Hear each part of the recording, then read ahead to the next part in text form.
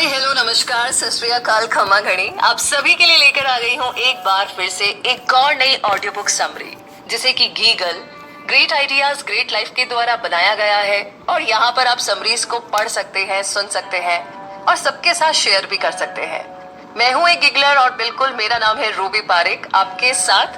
तो चलिए शुरू करते हैं सुजैन कैन के द्वारा लिखी गई किताब quite the power of introverts in a world that can't stop talking से।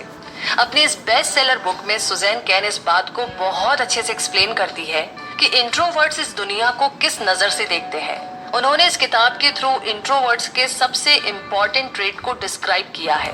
ये दुनिया जहाँ एक से बढ़कर एक आइडियल हाईली असर्टिव पर्सनैलिटी के एक्सट्रोवर्ट्स भरे पड़े हैं, वहाँ कभी कभी इंट्रोवर्ट्स लोगों की एडवांटेज या तो भुला दी जाती है या नेग्लेक्ट की जाती है।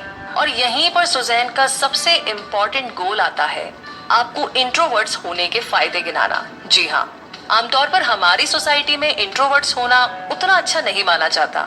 अब जैसे कि एग्जांपल के लिए इंट्रोवर्ट्स बच्चों को अपने स्कूल के दिनों में अक्सर सजा मिलती है, पनिशमेंट मिलता है, क्योंकि वो सबके जैसे नहीं होते, ज्यादा किसी से बातचीत नहीं करते जैसा कि उन्हें बाकी बच्चों की तरह करना चाहिए।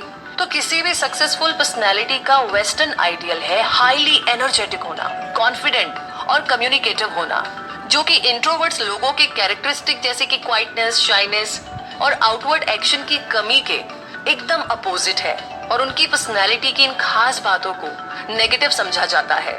हालांकि जैसा कि सुजैन कैन पॉइंट आउट करती है कि ये बस एक स्टीरियोटाइप है जो बदकिस्मती से बहुत से इंट्रोवर्ट्स लोगों को सक्सेस के उस लेवल तक पहुंचने से रोकती है जहां उन्हें वाकई में होना चाहिए था। तो यहाँ हम सबसे पहले तो एक्सट्रोवर्जन और इंट्रोवर्जन क्या है इस चीज को एक्सप्लेन करेंगे और बाद में कुछ ऐसे मोस्ट इंपॉर्टेंट आइडियाज के बारे में भी बात करेंगे। तो सबसे पहले बात करते हैं इंट्रोवर्जन एंड एक्सट्रोवर्जन के बारे में। साइकोलॉजी में ये दोनों ही टर्म्स काफी इंपॉर्टेंट होती है। वैसे एक साइंस के सब्जेक्ट के तौर पर साइकोलॉजी में इंट्रोवर्ट और एक्सट्रोवर्ट टाइप का कॉन्सेप्ट बहुत पहले से ही इंट्रोड्यूस हो चुका था और बाद में सालों के कई सारे रिलायबल मॉडल्स और थ्योरीज के थ्रू इस सब्जेक्ट को ज्यादा अटेंशन मिलने लगी। कार्ल गुस्ताव जंग, जो कि एक बहुत बड़े जाने माने साइको एनालिस्ट थे, उनका साइको एनालिसिस के साथ साथ साइकोलॉजी में भी काफी कंट्रीब्यूशन रहा है और उन्होंने इंट्रोवर्जन और एक्सट्रोवर्जन इन दो टाइप्स के डेवलपमेंट में काफी ज्यादा काम किया, जो हर एक ह्यूमन बीइंग के लिए कंसर्न का मैटर है। मगर आज भी हमारे पास इन टर्म्स की कोई कंक्लूसिव डेफिनेशन नहीं है। इंट्रोवर्ट और एक्सट्रोवर्ट के बीच का डिफरेंस एक्सप्लेन करने के लिए हम यहाँ पर दो ऐसे लोगों का एग्जाम्पल देंगे जो काफी फेमस है। जॉन लेनन, जो कि पॉपुलर म्यूजिक के फील्ड में एक इम्पोर्टेंट फिगर है, वो एक पक्के एक्सट्रोवर्ट थे। वो हमेशा लाउड रहते थे, किसी भी चीज का तुरंत रिस्पांस देते थे। उन्हें पब्लिसिटी बिना बहुत पसंद थी, जो उन दिनों बीटल्स को मिला करती थी, और हमेशा लोगों से घिरे रहना उनकी आदत थी। बीटल्स का ग्रुप छोड़ने के बाद भी वो मीडिया का अटेंशन खींचते रहे। अब जैसे एग्जाम्पल के लिए योको ओनो के साथ उन्होंने अपना famous bed in for piece रखा था, जहां उन्होंने जर्नलिस्ट को अपने होटल रूम में इनवाइट किया। जब वो कई दिनों के लिए बेड पर ही लेटे रहे थे, तो कई हफ्तों तक वो सिर्फ होटल के अंदर ही घूमते रहते थे और जर्नलिस्ट से बातें करते हुए अपनी फिल्म बनवाते रहते थे। अब ये सिचुएशन तो किसी इंट्रोवर्ट के लिए किसी नाइटमेयर से कम नहीं होगी। हाँ, ये सच है कि पॉपुलर लोगों को ये बात एक्सेप्ट करना जरूरी है कि जब वो स्ट्रीट्स पे निकलेंगे तो लोग उनके पीछे पड़ेंगे, उन्हें रोकेंगे और ऑब्सेस्ड फैंस तो उन्हें हैरास तक कर सकते हैं। लेकिन हर कोई फेमस इंसान खुद जर्नलिस्ट को अपने होटल स्वीट में बुला करके उनके साथ इतना नहीं घुलता मिलता। अब डैनियल रेडक्लिफ एक परफेक्ट एग्जांपल है इंट्रोवर्ट पर्सनैलिटी का, जो काफी फेमस होने के बावजूद भी जर्नलिस्ट और पब्लिसिटी को हर कीमत में अवॉइड करने की कोशिश करते थे। उन्हें हर एक ब्लॉकबस्टर मूवी में होने का बिल्कुल शौक नहीं था और ना ही वो पार्टी एनिमल थे। यहाँ तक कि लोगों से बचने के लिए वो सड़क पर अपने कई सारे डॉग्स को लेकर वॉक करते थे। कई सारे डॉग्स से हमारा मतलब है वाकई में बहुत सारे डॉग्स। जरा इमेजिन कीजिए, डैनियल रेडक्लिफ 10 कुत्तों के साथ रोड पर चल रहे हैं। ये उनका बड़ा मजेदार तरीका था अपने फैंस को दूर रखने का। अब वापस से जॉन की बात करते हैं। बीटल्स ने मिड 60s के अंदर जो मूवीज बनाई थी, उनमें जॉन की लाउड पर्सनैलिटी को थोड़ा और बढ़ा चढ़ा करके दिखाया था। इन सभी फिल्मों में उन्हें एक ऐसा कैरेक्टर दिखाया जाता था जो कि हमेशा मस्ती के मूड में रहता है, जोक्स मारता रहता है, मतलब कि जिसकी पूरी जिंदगी ही एक पार्टी है। वो अपने बैंडमेट जॉर्ज हैरिसन के पोलर अपोजिट थे, जो एक्सपोजर बिल्कुल पसंद नहीं करते। और ज्यादातर चुपचाप से पीछे बैठे रहते थे। तो बीटल्स की स्टेज परफॉर्मेंस में भी जॉर्ज कहीं बैक साइड में खड़े रहते थे, जबकि जॉन और पॉल मैकार्टनी हमेशा फ्रंट पे रहते थे। जॉन से बिल्कुल अलग जॉर्ज हैरिसन खुद को हमेशा काम में डुबाए रखते थे। उनका म्यूजिक भी काफी डिफरेंट था। बीटल्स एरा के दिनों में हैरिसन के सॉन्ग्स आइडिया और कंटेंट वाइज मैकार्टनी और लेनिन की कंपोजिशन से बहुत डिफरेंट होते थे। मतलब कि उनके गाने ना कुछ अलग ही होते थे, जिनमें थोड़ी फिलॉसफी और मिस्ट्री छुपी थी। और जब उनका बैंड बंद हो गया तो हैरिसन ने खुद को एक्सप्रेस करना शुरू किया और फाइनली अपना मास्टरपीस रिकॉर्ड किया, एक double album all things must pass. उन्हें इसे परफेक्ट बना करके रिकॉर्ड करने में कई साल लग गए थे, जो कि उनकी एक और खासियत थी। हैरिसन जो कि एक परफेक्शनिस्ट थे, अपने म्यूजिक में इतना फोकस करते थे कि अपने आसपास की हर चीज भूल जाते थे। वो महीनों तक अपने सोशल सर्कल और बाकी सब चीजों से दूर रहते थे। उनकी इस आदत से उनके बैंडमेट्स तक परेशान हो जाते थे, क्योंकि परफेक्शनिज्म के चक्कर में कई बार उनकी कंपोजिशन भी फिनिश नहीं हो पाती थी। तो देखो ये दो म्यूजिशियन आपस में कम्युनिकेट कैसे करते थे। लगभग हर इंटरव्यू में जॉन ही पिच डोमिनेट करते थे, क्योंकि वही सबसे लाउडेस्ट थे, और दूसरों को इंटरप्ट करके बस अपनी बात ऊपर रखते थे या कोई मजेदार किस्सा सुनाने लगते। दूसरी तरफ जॉर्ज चुपचाप रहते थे। उन्हें बोलने से ज्यादा सुनना पसंद था, और जब वो बोलते भी थे ना तो गुम से रहते थे, बड़ी ही सॉफ्ट वॉइस में बोलते थे। जॉन उन लोगों में से थे जो नजरें मिला करके बात करते हैं और आपको भी अपनी दुनिया का हिस्सा बना लेते हैं। मगर जॉर्ज शायद ही कभी किसी को देख करके बात करते हो, और बात करते टाइम भी वो नीचे देखते रहते थे कि एग्जैक्टली क्या बोलना है। अब पर्सनल लाइफ की अगर हम बात करें तो जॉन की पर्सनल लाइफ काफी प्रॉब्लम में थी। उन्होंने लाइफ में काफी सारे अप्स एंड डाउन्स देखे थे। जॉन बहुत ही सोशल थे। वो रोजाना कई नए लोगों से मिलते रहते थे, जिसमें कई खूबसूरत और जवान लेडीज भी होती थी। अब सीधी सी बात है कि उनके साथ काफी सारे स्कैंडल्स भी हुए, जो मीडिया में काफी उछले थे। बाद में वो सेटल डाउन भी हुए, लेकिन जॉन एक ऐसे इंसान रहे जिनकी लाइफ में एक से ज्यादा पार्टनर आए। कई औरतों के साथ उनकी कैजुअल फ्रेंडशिप रही। वहीं दूसरी तरफ जॉर्ज की पर्सनल लाइफ काफी शांत और प्रिडिक्टेबल रही थी। उनका दूसरी औरतों के साथ कोई भी स्कैंडल नहीं रहा था। इंट्रोवर्ट लोगों की दोस्ती बहुत कम होती है, और जिससे भी होती है वो सुपरफिशियल फ्रेंडशिप नहीं होती, बल्कि गहरी रिलेशनशिप होती है, जिसे वो हमेशा मेंटेन रखते हैं। ये बात यहाँ पर समझना बहुत इम्पोर्टेंट है कि ये एक मिसकंसेप्शन है कि इंट्रोवर्ट लोग सोशल नहीं होते और लोगों से नफरत करते हैं, मगर ये बिल्कुल गलत है। जॉर्ज की तरह ही इनकी पर्सनल लाइफ ज्यादा स्टेबल होती है। ये कम दोस्त बनाते हैं, मगर जिससे भी दोस्ती करते हैं पूरे दिल से निभाते हैं। आई थिंक अब आपको शायद थोड़ा आइडिया मिल गया होगा इंट्रोवर्ट लोगों के बारे में। हालांकि हम इस बात पर पूरा जोर नहीं दे सकते कि इंट्रोवर्ट होने का मतलब ये नहीं है कि आप लोगों से बात नहीं करना चाहते या उनके साथ आपकी बॉन्डिंग नहीं होती। हमने अभी जॉर्ज हैरिसन का एग्जाम्पल दिया। हालांकि उन्हें भीड़ भाड़ पसंद नहीं थी, लेकिन वो अपने खास दोस्तों के साथ अक्सर घूमते फिरते थे, और असोशल यानी कि जो सोशल नहीं होते बिल्कुल भी वैसे नहीं थे। लेकिन ये बात सभी इंट्रोवर्ट्स के साथ होती है, ये तो पक्का है। बेशक उन्हें बातें करना पसंद होता है, लेकिन हर चीज के बारे में नहीं, हर टॉपिक पर नहीं। एक्सट्रोवर्ट्स लोग यूजुअली स्मॉल टॉक पसंद करते हैं। वो अपनी लास्ट नाइट आउट के बारे में घंटों बातें कर सकते हैं, या वेकेशन में उनके साथ हुई किसी फनी बात को भी शेयर करेंगे। दूसरी तरफ इंट्रोवर्ट लोगों को इन सब्जेक्ट्स पर बात करना अच्छा नहीं लगता। उन्हें लाइफ, फिलॉसफी या फिर एब्स्ट्रैक्ट सब्जेक्ट्स पर डीप और मीनिंगफुल कॉन्वर्सेशन करना पसंद होता है। उन्हें ऐसे डीप सब्जेक्ट्स पसंद होते हैं जैसे एक्सट्रोवर्ट्स को एवरीडे की चिट चैट। तो ये कोई प्रॉब्लम वाली बात नहीं है, लेकिन देखा गया है कि अक्सर एक्सट्रोवर्ट जब कोई इस तरह की बात छेड़ते हैं तो इंट्रोवर्ट उसमें एंगेज नहीं होते। इस बात का हम एक और एग्जांपल देंगे। इंट्रोवर्ट्स भी सोशिएबल होते हैं, मगर एक डिफरेंट तरीके से। जी हाँ, स्टीफन और मार्क दोनों सेम यूनिवर्सिटी में पढ़ते थे। क्लास के बाद दोनों बाकी स्टूडेंट्स के साथ नजदीक के एक पब में जाकर एंजॉय करते थे। ऐसी सिचुएशन में अक्सर आपको एक्सट्रोवर्ट्स और इंट्रोवर्ट्स के बीच के कई सारे डिफरेंसेस देखने को मिलते हैं। अब स्टीफन एक ऑर्डिनरी एक्सट्रोवर्ट लड़का था और बहुत ही लाउड टाइप का। वो पब में ऐसे बैठता था कि सब उसे ही देखे, और अगर कोई उसे नहीं देख रहा है तो वो भी उसका अटेंशन अपनी तरफ डाइवर्ट कर देता था। वहीं दूसरी तरफ मार्क था, जो कि इंट्रोवर्ट था। हालांकि उसे अपने क्लासमेट्स के साथ अपने फेवरेट टॉपिक्स पर बात करना पसंद था, मगर कभी कभी वो सबके साथ होते हुए भी चुपचाप बैठा रहता था। स्पेशली तब जब 2-4 बियर के बाद सब लोग लूज और पॉइंटलेस बातें करने लगते थे। आए दिन उसके दोस्त उसे ज्यादा खुलकर बात करने के लिए एनकरेज करते, लेकिन उसे सब अच्छा ही नहीं लगता था। तो एक बार स्टीफन सबको अपने पास्ट के किसी लास्ट ट्रिप के बारे में बता रहा था कि वहां उसने कितनी पार्टीज की, कितने लव अफेयर्स किए, कितने लोगों से वो मिला, वगैरह वगैरह। उसकी स्टोरी काफी लंबी थी और लोग मन मार करके सुन रहे थे। यहाँ तक कि जब लोग बीच में बोल रहे थे तो वो भी स्टीफन से मिलती जुलती स्टोरीज ही सुना रहे थे। जब मार्क ने टॉपिक चेंज करने के लिए उस दिन के क्लास लेक्चर के बारे में मेंशन किया तो सब उसे अजीब तरीके से घूरने लगे, खास करके स्टीफन। उसने मार्क की बात बीच में काट करके अपनी स्टोरी को कंटिन्यू रखा। जब मार्क को लगा कि उसकी कोशिश बेकार है तो वो भी चुप हो गया और उनकी बकवास बातें सुनकर के बोर होता रहा। उसके बाद वो जाकर के चुपचाप एक कोने में बैठ गया जहां उस पर किसी की नजर ना पड़े। उसे ये भी लग रहा था कि अगर उसे कभी भीड़ में बोलना भी पड़े तो ये उसके लिए कितना वियर्ड और अनकंफर्टेबल होगा। इससे तो अच्छा होता कि उसके कम दोस्त होते जिनसे कि वो एक मीनिंगफुल और डीप कॉन्वर्सेशन कर पाता। तो यही डिफरेंस है। आगे अगर हम बात करें वेस्टर्न कल्चर की तो extroversion is ideal for success. जी हाँ, जैसा कि हमने पहले ही मेंशन किया है कि एक्सट्रोवर्जन होना एक ऐसी क्वालिटी मानी जाती है जिससे सक्सेस मिलती है, क्योंकि वेस्टर्न कल्चर में सोशल होना, कॉन्फिडेंट होना, इन चीजों को काफी वैल्यू दी जाती है। हालांकि ये साबित नहीं होता कि सिर्फ ये सब होने से किसी इंसान को सक्सेस मिल जाएगी।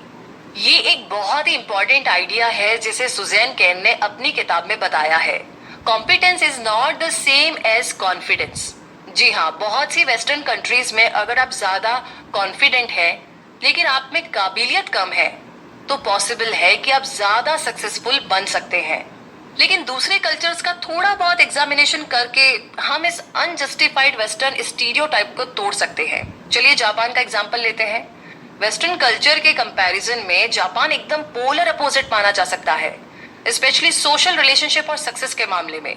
एक तरह से माना जाए तो जापान इंट्रोवर्ट्स के लिए एक हेवन की तरह है। आमतौर पर यहाँ के लोग ज्यादा शांत होते हैं। गलियों में, सड़क पर जोर से बात करना बहुत ही रूड माना जाता है। सब अपने काम से काम रखते हैं। स्कूल कॉलेज में भी यही सेम सिचुएशन है। जहाँ एक और बहुत सी American universities extroversion related traits को एनकरेज करती है, जिसमें ग्रुप वर्क, प्रेजेंटेशन वगैरह कंपलसरी एक्टिविटीज है, वहीं दूसरी ओर जापान में डिफरेंट सिचुएशन है। वहाँ ज्यादा स्टूडेंट्स अपना काम खुद ही करते हैं और लेक्चर के टाइम पर भी शांत रहते हैं जब तक प्रोफेसर कुछ ना पूछे। कोई भी फालतू का सवाल नहीं करते। तो इसके अलावा हम कुछ और भी डिफरेंसेस यहाँ पर देख सकते हैं। Social psychologist notion of personal space पर जोर दिया है, जिसका सिंपल मीनिंग है कि किसी भी इंसान की बॉडी के अराउंड एक ऐसा स्पेस रखना जिसमें किसी दूसरे को एंटर नहीं करना चाहिए। किसी इंसान के पर्सनल स्पेस में सिर्फ उसके खास दोस्त और पार्टनर्स ही एंटर कर सकते हैं। अब जापानीज लोगों का पर्सनल स्पेस एरिया बहुत बड़ा होता है और नॉर्मली वो लोग दूसरों को यूं ही टच नहीं करते, इवन ग्रीटिंग करते टाइम भी नहीं। वो बस एक दूसरे के सामने बो करते हैं, यानी कि झुक जाते हैं। हगिंग तो ये लोग अवॉइड ही करते हैं क्योंकि उनके लिए ये उनकी पर्सनल स्पेस की ब्रीचिंग होती है। सिंपली जापानीज लोग अपने से मतलब रखते हैं और जनरली उतने सोशिएबल नहीं होते जितने कि अमेरिकन्स, जिनका पर्सनल स्पेस थोड़ा ज्यादा नैरो होता है। अमेरिकन सोसाइटी में हैंडशेक करना एक नॉर्मल बात है और लोग नॉर्मली हर किसी को हक करते हैं, चाहे वो क्लोज फ्रेंड हो या फिर कैजुअल। अमेरिका में ये चीज ना सिर्फ ओके है बल्कि लोगों को ये अच्छा भी लगता है। तो फाइनली हमने जापान का एग्जाम्पल ये दिखाने के लिए लिया कि कैसे एक पूरा देश जहां अमेरिका से ज्यादा इंट्रोवर्ट्स लोग रहते हैं फिर भी इतना सक्सेसफुल है। ये बताने की जरूरत नहीं कि जापान दुनिया के सबसे ज्यादा हार्ड वर्किंग और प्रोडक्टिव देशों में से एक है। वर्ल्ड वॉर 2 के बाद उन्होंने कुछ ही सालों में पूरा देश नया बना दिया था। फिर उन्होंने कभी पीछे मुड़ करके नहीं देखा और अपनी टेक्नोलॉजी से दुनिया में सबसे आगे बढ़ते रहे। इससे यही साबित होता है कि ना सिर्फ इंट्रोवर्ट सक्सेसफुल और प्रोडक्टिव होते हैं बल्कि कई बार एक्सट्रोवर्ट से ज्यादा आगे निकल सकते हैं, क्योंकि ये सिर्फ कल्चरल एटमॉस्फेयर है जो उनके रास्ते की रुकावट बनता है। इसी के साथ आगे जानते हैं द ओरिजिन ऑफ डिफरेंसेस के बारे में। मतलब ये कि सबसे इंपॉर्टेंट डिफरेंस शायद हमारी ब्रेन की ओवरऑल सेंसिटिविटी में है। इन शॉर्ट बोले तो इंट्रोवर्ट्स जो होते हैं उनका ब्रेन ज्यादा सेंसिटिव होता है। इसका मतलब ये कि लोग एनवायरनमेंट में हो रहे किसी भी चेंज को बड़ी इजीली नोटिस कर लेते हैं और ये लोग अकेले में बोर भी नहीं होते क्योंकि इनका ब्रेन काफी एक्टिव है जो इन्हें नए नए आइडियाज देता रहता है। इंट्रोवर्ट ज्यादा इंट्रोस्पेक्टिव होते हैं जो अपनी फीलिंग्स और इनर वर्ल्ड के बारे में काफी डीपली सोचते हैं। वहीं दूसरी तरफ एक्सट्रोवर्ट्स अकेले में जल्दी बोर हो जाते हैं। उनके ब्रेन को कुछ ना कुछ स्टिमुलेशन चाहिए होता है। उन्हें ऐसा एनवायरनमेंट पसंद होता है जिसपे खूब सारा एक्शन और स्टिमुलेशन हो। इसीलिए अगर आप एक एक्सट्रोवर्ट है तो आप बड़े मजे से वॉल स्ट्रीट के ब्रोकर बन सकते हैं। यहाँ हम एग्जांपल लेंगे उस मूवी का जिसका नाम था the Wolf of Wall Street, जिसमें हम एक्सट्रोवर्ट्स के बारे में वेस्टर्न स्टीरियोटाइप का प्रोटोटाइप देख सकते हैं कि एक्सट्रोवर्ट्स ज्यादा सक्सेसफुल लोग होते हैं। इसी मूवी में दिखाया गया है कि कुछ लोगों का एक ग्रुप एक रूम में काम कर रहा है।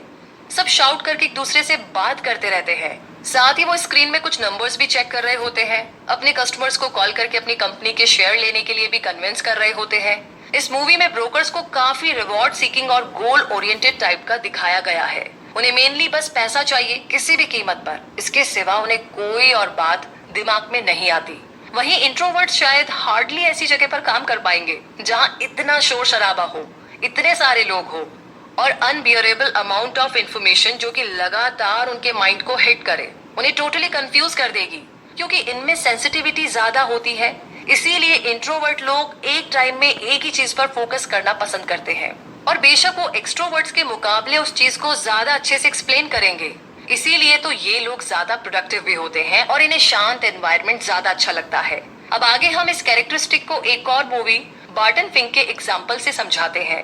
ये मूवी कॉइन ब्रदर्स की कुछ अर्ली मूवीज में से एक है। ये मूवी एक ऐसे आदमी के बारे में है जो मूवी स्क्रिप्ट लिखने के लिए लॉस एंजलिस आता है। उसका प्रोडक्टिव प्रोसेस उस कैरेक्टर से एकदम अपोजिट है जो वॉल्फ ऑफ वॉल स्ट्रीट में दिखाया गया है। बार्टन फिंक यानी कि जो मूवी का हीरो है, मेनली अपने होटल के रूम में बैठता है और सिर्फ एक चीज पर फोकस करता है और वो है अपनी मूवी की स्क्रिप्ट। वो अपनी मूवी के प्लॉट के बारे में काफी सोचता रहता है, उसके वेरियस कैरेक्टर्स के बारे में, कैसे वो एक दूसरे से इंटरेक्ट करेंगे, यही सब। वो मुश्किल से रूम से निकलता है और जब जाता भी है तो बहुत देर के लिए नहीं। उस पूरे होटल में वो सिर्फ एक ही इंसान से बात करता है जो उसका सबसे क्लोज पड़ोसी होता है। तो कहने का मतलब ये है कि एक्सट्रोवर्ट्स हाईली स्ट्रेसफुल सिचुएशन और मल्टीटास्किंग में अच्छे होते हैं। उन्हें हाई प्रेशर और स्ट्रेसफुल सिचुएशंस चाहिए भी होती है, जिससे उनकी एक्शन और एक्साइटमेंट की भूख शांत होती है। वहीं इंट्रोवर्ट्स लोग मल्टीटास्किंग में बिल्कुल अच्छे नहीं होते, मगर वो एक टाइम में ना एक काम को बहुत अमेजिंग तरीके से करते हैं, बहुत ही परफेक्शन के साथ करते हैं। तो अब आगे जानते हैं introversion extroversion is a dimension. जी हाँ, सारी बातों की एक बात यही है कि कोई भी ना तो एक्सक्लूसिवली इंट्रोवर्ट होता है और ना ही एक्सट्रोवर्ट। ये इसमें कोई कैटेगरी या टाइप्स नहीं है जैसा कि पहले रिसर्चर्स सोचते थे, मगर हाँ, ये एक टू पोल स्केल फॉर्म करते हैं। तो अब कभी कम या ज्यादा इंट्रोवर्ट या एक्सट्रोवर्ट हो सकते हैं, और सबसे बड़ी बात कि दुनिया में सबसे ज्यादा लोग इन दोनों टाइप के कहीं मिडिल में होते हैं। कभी वो ज्यादा शांत रहते हैं, सेल्फ अब्सॉर्ब्ड, और कभी किसी दूसरी सिचुएशन में ज्यादा सोशिएबल और अटेंशन सीकर। इसीलिए रिकॉग्नाइज करना बहुत इंपॉर्टेंट है कि हम सब में ये दोनों एक्सट्रीम है, और इससे भी जरूरी बात कि हमें ये सीखना चाहिए इन दोनों क्वालिटीज को सही मौके पर यूज कैसे करें। सुजेन कैन इसे स्ट्रेचिंग योरसेल्फ कहती है। सुजेन एक्सप्लेन करती है कि स्ट्रेच योरसेल्फ के लिए आपको अपनी ऑटोमेटिक इनिशियल रिस्पॉन्स को रिकॉग्नाइज करना बहुत जरूरी है और डिफरेंटली एक्ट करने के लिए ट्राई करें। जैसे एग्जांपल के लिए एक पर्सन जो कि इंट्रोवर्जन में हाई है, वो पक्का कभी ना कभी सोशली ऑकवर्ड सिचुएशन में फंस सकता है। हालांकि क्योंकि उसमें एक्सट्रोवर्ट क्वालिटी भी है तो ये उसके लिए अच्छा है, क्योंकि इसमें वो थोड़ा रिलैक्स रहेगा। वहीं दूसरी तरफ एक इंसान जो एक्सट्रोवर्जन में हाई है, मगर अपने अंदर की इंट्रोवर्ट क्वालिटी की वजह से कभी कभी अपने रूम में अकेले बैठ कर के लाइफ के बारे में शांति से सोचना उसके लिए यूजफुल रहेगा। हम तो रियल लाइफ एग्जांपल देंगे कि लोग स्ट्रेच देमसेल्व्स के लिए क्या करें। अब जैसे माइक को लेते हैं, जो एक बहुत ही एनर्जेटिक, एक्टिव और सोशल पर्सन है। ये हमेशा लोगों को जोक सुनाता है, हंसाता रहता है, क्योंकि उसके दोस्त भी उससे यही उम्मीद करते हैं। इसीलिए वो हमेशा मस्ती के मूड में रहता है। हालांकि एक बार वो थोड़ा सैड मूड में था, एक तरह से बोले तो थोड़ा डाउन था, क्योंकि उसकी अपनी गर्लफ्रेंड से फाइट हो गई थी और अब बाहर घूमने फिरने के बजाय वो अपने बेस्ट फ्रेंड के साथ बैठ कर के लाइफ के बारे में बातें कर रहा था। माइक ने रियलाइज किया कि कैसे उसके फादर ने उसकी पर्सनैलिटी को शेप किया था और कैसे वो लोगों को अपने बिहेवियर से हर्ट कर सकता है। वो अपने दोस्तों से लाइफ के बारे में जनरल बात करता रहा कि लाइफ का पर्पस क्या है, इसकी मीनिंग क्या है। इन शॉर्ट कहे तो जल्दी में आकर के एक्ट करने की बजाय माइक आराम से बैठ कर के अपने इनर वर्ल्ड के बारे में सोच रहा था, जिससे उसे काफी सारे आइडियाज और नए थॉट्स मिले। अब जोआने को लेते हैं, जो एक यूजुअल इंट्रोवर्ट है। यहाँ उसके कैरेक्टरिस्टिक को डिस्क्राइब करने की जरूरत बिल्कुल नहीं है। हालांकि वो नॉर्मली काफी शाई और थोड़ी अपने में रहती है, मगर कभी कभी ना उसे कुछ बिल्कुल अलग करने का मन होता है, कुछ jump out of her skin type का। एक दिन उसने हिम्मत करके एक पार्टी इनविटेशन एक्सेप्ट कर लिया। ये स्ट्रिक्टली कोई पार्टी नहीं थी, ये उस तरह का इवेंट था जहाँ लोग कुछ मौज मस्ती के लिए और थोड़ा रिलैक्स होने के लिए आते थे। वैसे जोआन इस टाइप के इवेंट्स को अक्सर अवॉइड करती थी, मगर इस बार उसका पार्टी में जाकर के नए लोगों से मिलने का मन कर रहा था। तो वो अपनी बेस्ट फ्रेंड सोनिया के साथ इस पार्टी में चली गई। जैसे ही वो दोनों पार्टी में पहुंचे तो सोनिया ने जोआने को अपने कुछ दोस्तों से इंट्रोड्यूस कराया और खुद कहीं भीड़ में आगे निकल गई। तो नॉर्मली ऐसी सिचुएशन में जोआने को थोड़ा ऑकवर्ड लगता था और वो तुरंत अपनी दोस्त को ढूंढने लगती थी, लेकिन इस बार ऐसा नहीं हुआ। उसने हिम्मत करके खुद ही कॉन्वर्सेशन स्टार्ट कर दी। तो थोड़ी वो नर्वस थी, मगर उसने अपनी घबराहट छुपाने की कोशिश नहीं की।